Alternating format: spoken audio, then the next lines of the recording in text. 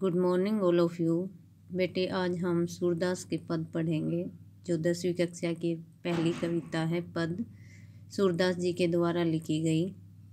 इसमें गोपियों के माध्यम से उद्धव को ताने दिए गए हैं।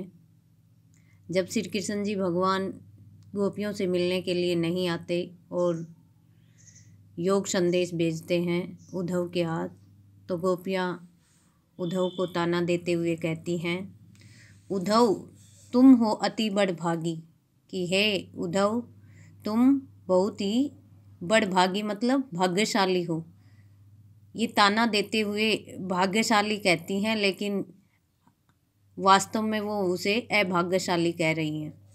कि हे उद्धव, तुम तो बड़े भाग्यशाली हो, जो अपरस, अपरस मतलब दूर, रहत मतलब रहते हो, सने मतलब प्रेम के, तागा मतलब धागे, तई मतलब से, ना ही मन अनुरागी। तुम श्री कृष्ण जी के पास रहते हुए भी उसके प्रेम में नहीं बंधे, अर्थात आप श्री कृष्ण के प्रेम से प्रभावित नहीं हुए। पुरईनी पात, पुरईनी मतलब होता है बेटे कमल का पत्ता, पात मतलब पत्ता, रहत मतलब रहता है जल, जल के भीतर। कमल का पत्ता जल के भीतर रहता है। ता रस देहे न दागी, ता मतलब उस पर, रस मतलब बूंद या पानी, देह मतलब शरीर पर, नैन मतलब नहीं, दागी मतलब दाग। कमल का पत्ता जल के भीतर रहता है, लेकिन उसके शरीर पर, किसके शरीर पर? कमल के पत्ते के शरीर पर एक बूंद भी पानी की नहीं ठहरती। उसी प्रकार से श्री कृष्ण जी के पास रहते हुए भी आप श्री कृष्ण के प्रेम में लिप्त नहीं हुए। आगे कहता है, जो जल माह तेल की गागरी।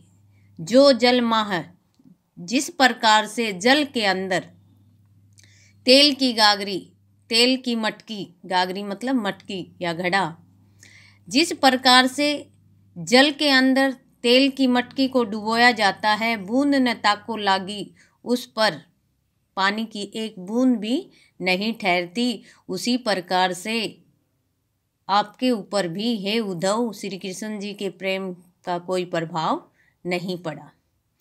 प्रीति नदी में पाँव न बोरियो, प्रेम रूपी नदी में तुमने पैर ही नहीं डुबोया। प्रेम रूपी नदी में तुमने पैर ही नहीं डुबोया। दृष्टि न रूप परागी, परागी मतलब मुग्ध होना, मोहित होना, और तुम्हारी दृष्टि किसी के रूप पर मोहित ही नहीं हुई, यानी कि श्री कृष्ण जी के रूप पर तुम्हारी दृष्टि मोहित नहीं हुई, तो किसी के रूप पर मोहित नहीं हो सकती। यहाँ प्रीति नदी में तुमने प्रेम रूपी नदी में पैर डुबोया ही नहीं, और ना ही तुम्हारी दृष्टि किसी के प्रेम में मोहित हुई या किसी के रूप पर मोहित हुई।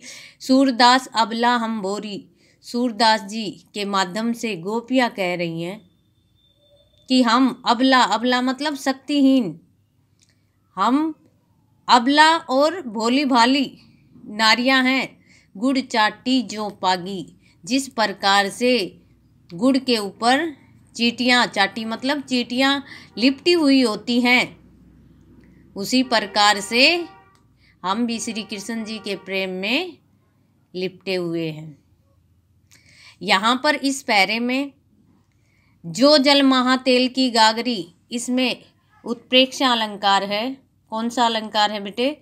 उत्प्रेक्षा अलंकार है। उत्प्रेक्षा अलंकार की क्या पहचान है? जो, जनू, जानू, जो ही, ये वर्ड जहाँ पर आए जैसे, वहाँ उत्प्रेक्षा अलंकार होता है। जहाँ संभावना दर्शाई जाए वहाँ पर उत्प्रेक्षा अलंकार होता है। तो ये लाइन आप याद करना, जो जल माहा तेल की गागरी, बूंद न ताको लागी, इसमें उत्प्रेक्षा अलंकार है। अगले में है, प्रीति नदी में पाँव न बोरियो, तुमने प्रेम रूपी नदी में पैर ही नहीं डुबोया, इसमें रूपक अलंकार है। कौन सा अलंकार है बेटे?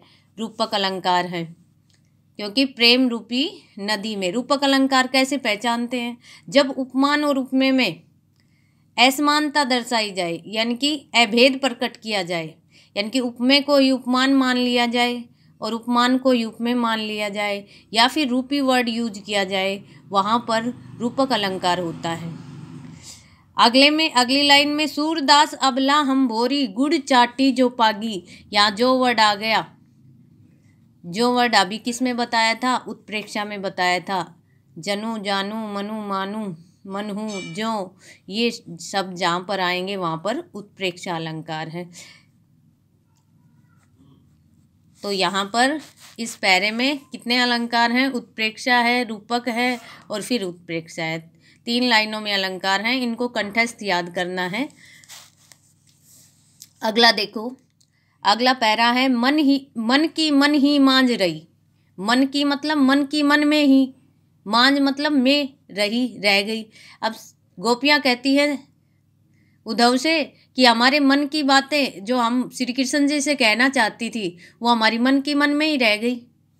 कहिए जाई पे कौन पे उद्धव, हे उद्धव किसको जाकर कहें, ना ही परत कही। परत मतलब दूसरों को, किसी अरे गहरे को थोड़ी ये बातें कही जाती है, मन की बातें किसी दूसरे को ये बातें नहीं कही जाती।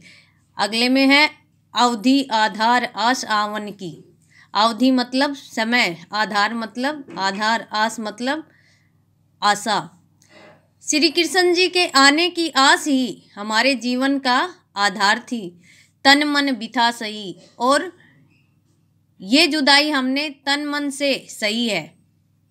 जो कृष्ण जी के आने की आस हमारे जीवन का आधार थी और ये जुदाई हमने किससे, तन मन से सही है।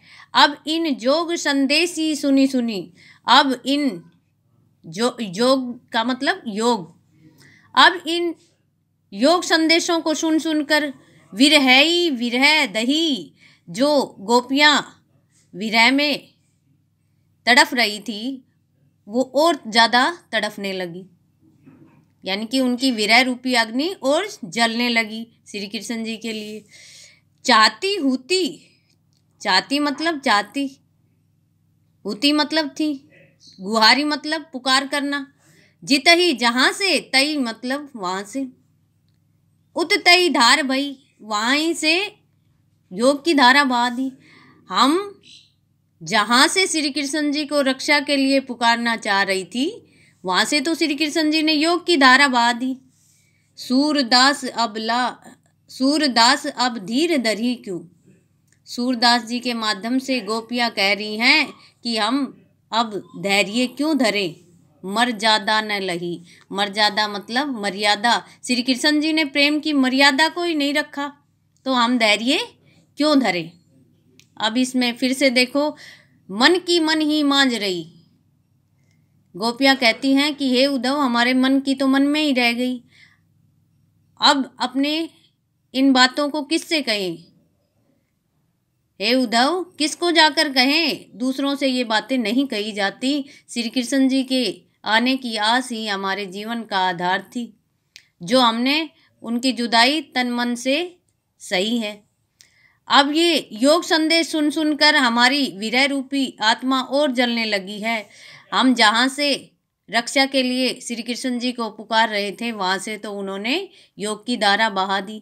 सूरदास जी के माध्यम से गोपियाँ कहती हैं कि अब हम धैर्य क्यों धरें जब श्री कृष्ण जी ने हमारी प्रेम की मर्यादा ही नहीं रखी।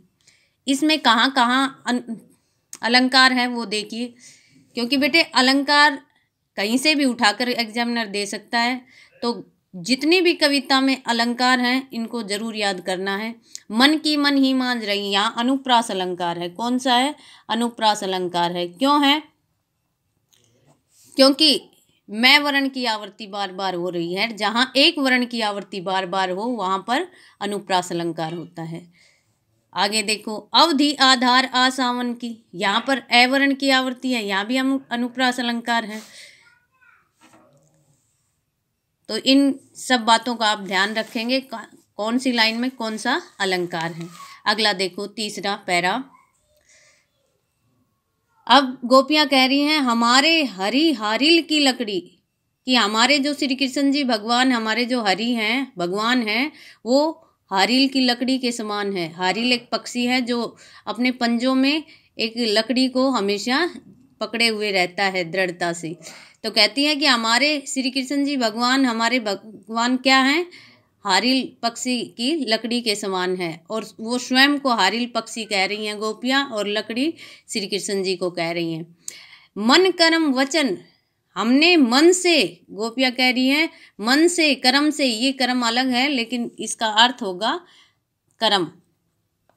ये कर्म सिलसिला होता है, लेकिन ये ब्रज भाषा है, ब्रज भाषा में इन्होंने लिखा हुआ है। मन कर्म वचन, हम, गोपियाँ कहती हैं हम मन से, कर्म से, वचन से नन नंदन, नन नंदन मतलब श्री कृष्ण जी भगवान को, उर मतलब हृदय में, यह दृढ़ करी पकड़ी, हमने श्री कृष्ण जी भगवान को मन से, कर्म से, वचन से अपने हृदय में दृढ़ता से पकड़ा हुआ है। जागत सोवत सौपन दिवस निशी, जागते हुए, हम सोते हुए, सौपन में भी, दिन में भी, रात में भी, काना काना जकरी, हम एक ही रट लगाए हुए हैं। किसकी? श्री कृष्ण भगवान की, काना काना की रट लगाए हुए रहते हैं। सुनत जोग लागत है ऐसो, सुनकर, ये जोग संदेश सुनकर ऐसा लगता है जैसे जो करुई ककड़ी, जैसे हमने कड़वी ककड़ी खा ली हो। सु तो व्याधि हमको ले आए, सु मतलब वह रोग तुम हमारे लिए ले आए हो।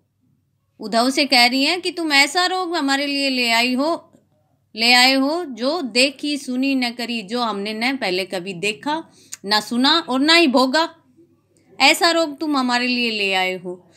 यह तो सूर तिन्ही ले सोपो। अब गोपियाँ कहती हैं कि सूरदास जी के माध्यम से गोपियाँ कह रही हैं कि ये रोग तो उन्हें ले जाकर सौंपो जिनके मन चक्री, जिनके मन पल पल में बदलते रहते हैं, चक्कर के समान बदलते रहते हैं।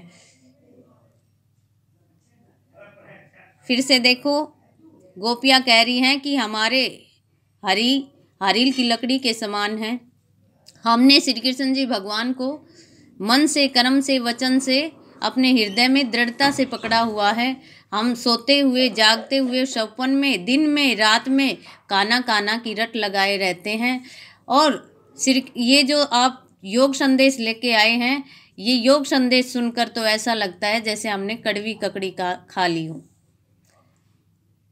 तुम हमारे लिए ऐसा रोग ले आए हो जो हमने न तो कभी देखा, न सुना, न भोगा। और सूरदास जी के माध्यम से गोपियाँ कहती हैं कि ये रोग उन्हें ले जाकर सौंपो, या ये योग संदेश उन्हें दो जाकर जिनके मन चक्कर के समान घूमते रहते हैं, या जिनके मन चंचल हैं। आगे देखो, लास्ट में कहते हैं, अब गोपियाँ कह रही हैं कि हरि है राजनीति पढ़ियाई।